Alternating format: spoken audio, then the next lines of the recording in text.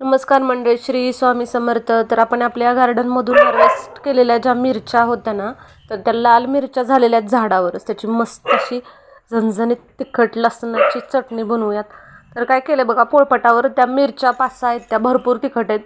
लसूण घेतलं आहे थोडासा आणि असं मोठं मीठ टाकलेलं आहे. चवीप्रमाणे घ्यायचं मोठं मीठ. आणि बघा, लाटण्याने पोळपाट लाटण्यावर किंवा तुम्ही खलबत्त्यात पण करू शकता. हे असं मस्त वाटून घ्यायचं बघा अशा प्रकारे. आणि किती लाल बुंद असं कलर आलं आहे बघा ओरिजिनल मिरचीचा.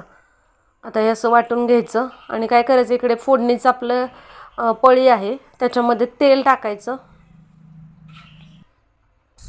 त्या तेलामध्ये आपण जे पोळपाटावर वाटलेली मिरची, लसूण आहे, मीठ आहे ते टाकायचं.